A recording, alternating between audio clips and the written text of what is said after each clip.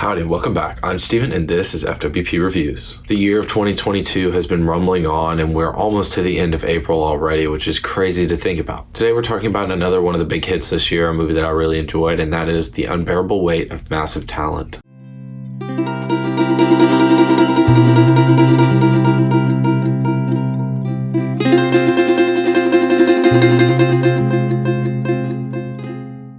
Nicolas Cage plays Nick Cage in this new hit comedy. A star-studded cast featuring Pedro Pascal, some other notable names, as well as, of course, Nick Cage. When Nick Cage is hired to go to the birthday party of a mysterious, eccentric billionaire, Nick Cage is hesitant, but eventually accepts the offer. The billionaire in question is none other than Javi, played by Pedro Pascal. While Cage is there, the CIA recruits him to help take down Javi and his operation because, unbeknownst to Nick Cage, Javi is a huge, big-time drug dealer. While Nick Cage struggles to cope with his new responsibilities as well as reconciling with his family while also having to deal with his new friendship with Javi, things go a little bit crazy. Here are my thoughts on The Unbearable Weight of Massive Talent.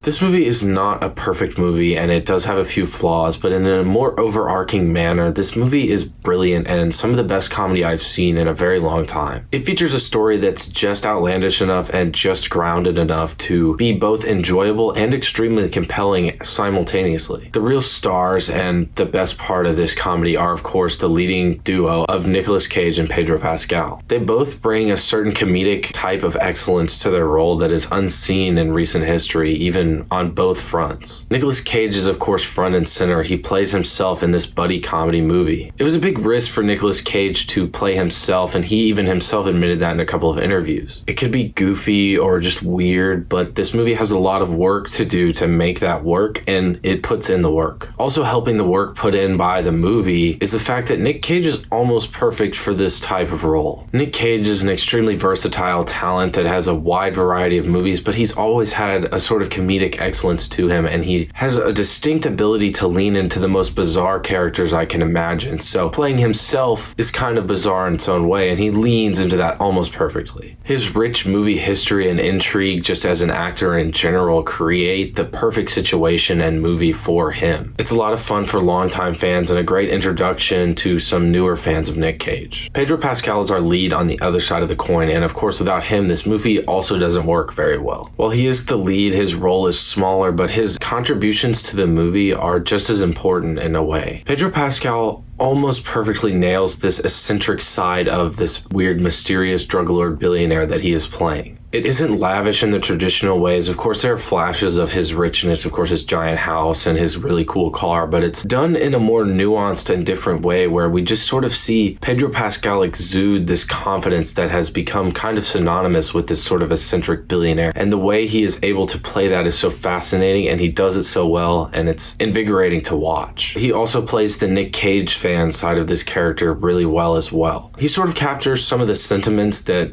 Nick Cage cultists around the world feel, as well as just generally people who are sort of obsessed with celebrities, and the way that he makes that role specific but also general leads to a lot of great comedy as well as sort of playing back into the thematics of the movie. Nicolas Cage and Pedro Pascal are both great on their own. They're great in other movies, they're great in this movie, but this movie soars when they are together. They bounce off of each other so well, and in a way that I haven't seen in a long time. They forge a bond that creates a movie duo that will stick in my brain and my psyche for years to come. The story, as previously mentioned, is absurd. The blend of absurd, exciting action and sort of grounded emotional lines create this sort of perfect blend. As it tries to flesh out some of these emotional lines in the story, it does get a little bit rough around the edges, but the comedy is so good throughout that it manages to cover some of the weak spots in the pacing towards the end of the movie. The flaws of this movie are limited and the accolades are almost limitless. In the end, this is one of the most memorable comedic experiences I have ever had in a movie theater. Everyone I was with, as well as everyone else in the theater, was laughing throughout it, and it was a sort of communal laughing, and we were all enjoying the movie together. It was just so funny in that way. Some of the more absurd elements create a certain intrigue and tension throughout the movie, despite them being relatively predictable. I mean, nobody's watching this movie going,